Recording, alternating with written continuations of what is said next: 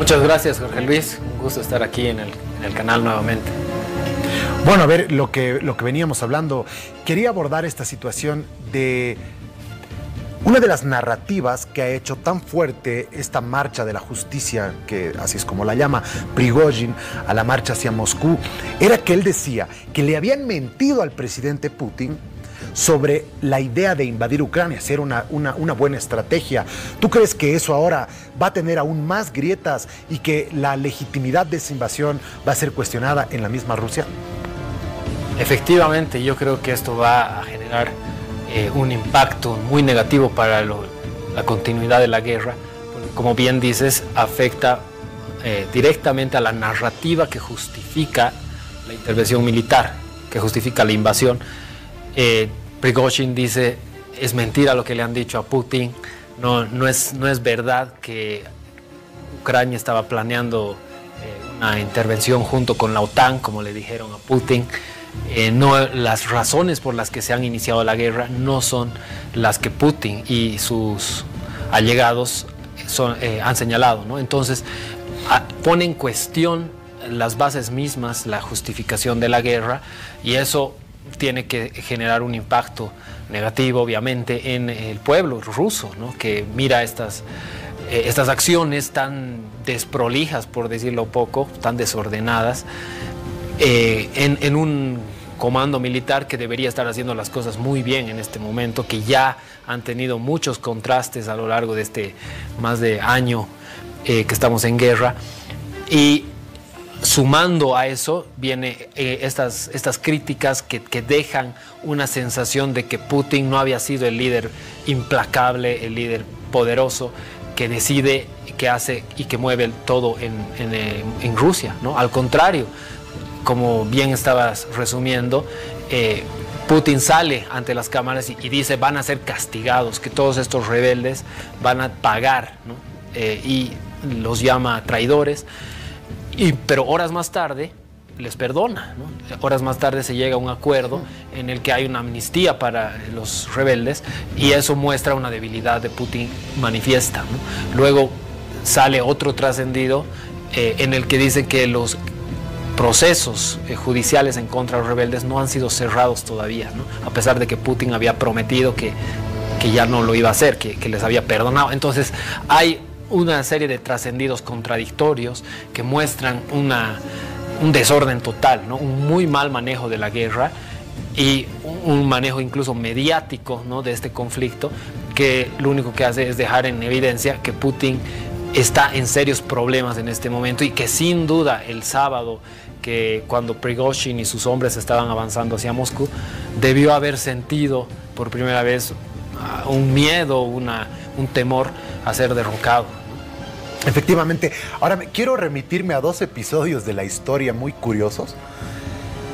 Primero es la guerra civil rusa, luego de la Primera Guerra Mundial, que incluso Vladimir Putin en su mismo discurso trajo al recuerdo de los rusos como una situación similar en la que los allegados a la corona y los bolcheviques se enfrentaron en una guerra civil que duró unos 4 o 5 años, que terminó con la caída del zar Nicolás. Y el otro episodio es la caída de la misma Unión Soviética, de repúblicas soviéticas. La caída de la Unión Soviética mucho ha influido la guerra en Afganistán, los malos resultados de la guerra en Afganistán. Entonces me llama mucho la atención que estos episodios de la historia se parezcan tanto a lo que ha ocurrido el sábado. Correcto, y es muy interesante analizar el discurso de Putin, en el que él se muestra como la única opción que tiene Rusia para mantener la estabilidad y proteger a Rusia de las amenazas externas, ¿no? Que él dice, estamos siendo amenazados por las grandes potencias, que si yo caigo, que si me derrocan, vamos a perder territorios, ¿no? Que va a ser algo parecido a lo que fue el Tratado de Brest-Litovsk después de la Primera Guerra Mundial, y a lo que hace referencia increíblemente, y es muy interesante analizar ese punto, en el que dice, puede suceder algo parecido a lo que sucedió en 1917, cuando los bolcheviques tomaron el poder y derrocaron al zar, como bien decías. Entonces, él prácticamente se está poniendo en el papel del zar y está criticando duramente lo que hicieron los bolcheviques, y está criticando a Lenin, y está criticando a el marxismo-leninismo, que fue lo que fundamentó esa revolución. Entonces, este también es un mensaje que tiene que ser leído por quienes lo apoyan, estos movimientos de izquierda, principalmente latinoamericanos, que apoyan a Putin. Putin les está criticando las bases mismas de la revolución rusa. Putin no está de acuerdo con Lenin, Putin no está de acuerdo con esa visión marxista, soviética, que dominó Rusia, ¿no? Al contrario, él se pone en el lugar del absolutismo, ¿no? del zar, y bueno, es por eso muy interesante, ¿no? Y también claramente las referencias a la caída de la Unión Soviética, ¿no? Mostrándose él ante su público como la única persona o el único líder que realmente puede mantener a raya a la OTAN y las amenazas que según él existen. Ahora, hay dos narrativas, dos opiniones en relación a lo que va a pasar de ahora en adelante. Algunos creen que este episodio le ha enseñado a Putin para ajustar las tuercas que son necesarias para evitar que esto no vuelva a repetirse, volviendo a su país mucho más autocrático y a él una figura mucho más dictatorial, más violenta. Mientras que otros creen que más bien este es el principio del fin. ¿Ante cuál de estas dos ideas tú te abocas más? Bueno, creo que una combinación de ambas, ¿no? Creo que Putin va a endurecer todas las medidas para impedir que esto vuelva a ocurrir. Seguramente que va a haber una purga tipo Stalin ya pronto, con todos estos elementos del ejército que no actuaron, ¿no? Que permitieron además el avance de los mercenarios al mando de Prigozhin. No hubo, ¿no? un respaldo absoluto ni de la gente ni del ejército a su líder, a Vladimir Putin, en el momento en el que más amenazado estaba, ¿no? Lo recibieron en brazos. Avanzaron casi sin ningún obstáculo, casi sin problemas. Adhiriéndose en algunos casos, y bueno, pero no lo suficiente como para que la marcha continúe, porque claro, Prigozhin calculaba o quería que más fuerzas se le unan y de manera de llegar con mucho más poder hasta Moscú, pero eso no ocurrió y tuvo que dar marcha atrás, ¿no?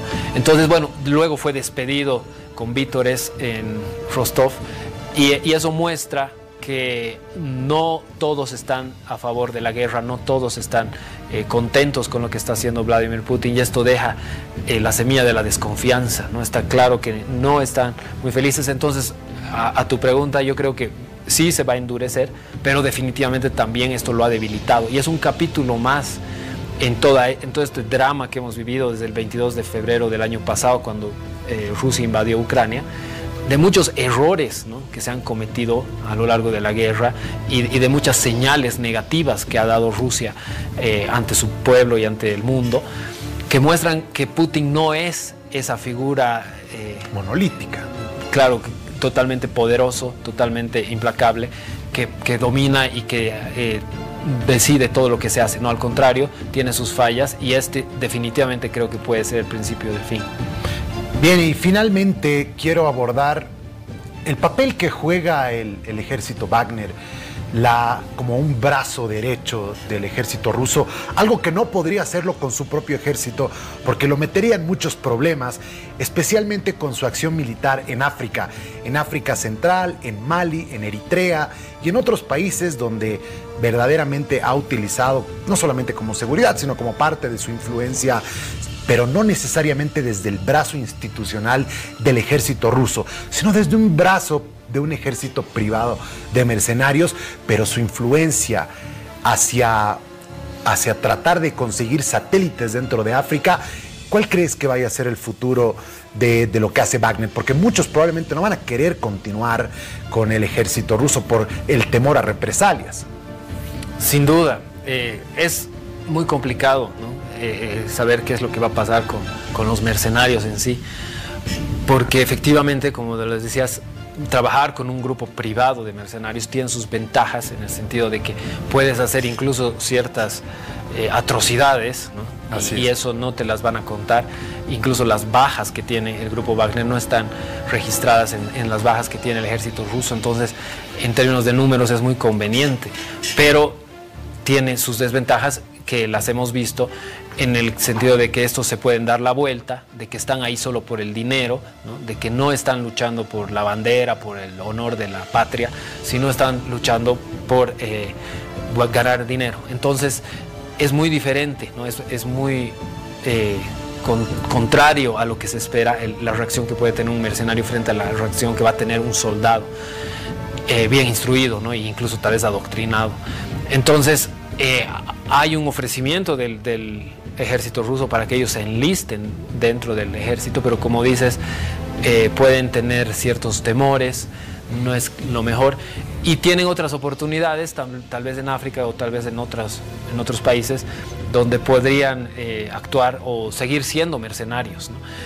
Claramente en África el grupo Wagner es parte del brazo militar de Rusia y domina o ayuda al dominio imperial que quiere tener Putin en África, y ahora sin duda que eso se va a debilitar porque el grupo Wagner ya tiene que desaparecer, y lo ha dicho Vladimir Putin, ¿no? Que no va a estar más, que ha sido un grupo que ha dependido totalmente del presupuesto del Estado de Rusia, y que obviamente ahora se lo van a cortar a cero. Entonces va a desaparecer sin duda, yo creo, o van a quedar quizás algunos resquicios con algunos grupos irregulares, ¿no? Como ocurre con los grupos terroristas, pero ya institucionalmente podemos decir que no va a haber más el grupo Wagner, ¿no? Y claramente Prigozhin sin duda que no va a tener tampoco un futuro muy promisorio en estas circunstancias, ¿no? Habiéndose convertido en el principal enemigo y el elemento que ha traicionado a Putin, porque Putin, justamente una de las cosas que una vez le preguntaron en una entrevista televisiva, ¿qué es lo que nunca perdonaría?, ¿no? Y él dijo la traición. Pero ahora resulta que sí, medio que lo perdona, después ya no lo perdona tanto, y estamos en eso, todavía no sabemos qué es lo que va a pasar. Entonces, bueno, capaz se cae de un edificio. Algo así podría pasar. Varios millonarios que eran allegados al Kremlin en Europa terminaron así, cayendo de sus edificios. Claramente, no podría aparecer suicidado, o bueno, cualquier otra manera, ¿no? de eliminarlo, como ha hecho con el envenenamiento de varios opositores, ¿no? Las formas, las prácticas que tiene Putin, incluso actuando en otros países. Entonces podemos esperar cualquier cosa, ¿no? Pero lo que casi seguramente va a ocurrir es que Prigozhin no va a vivir feliz el resto de sus días. Definitivamente. Muchas gracias, Andrés, por habernos acompañado en el análisis. No, pues a ti, Jorge Luis, un gusto como siempre estar en RPT Mundo. Excelente. Bueno, ya para cerrar este segmento, me parece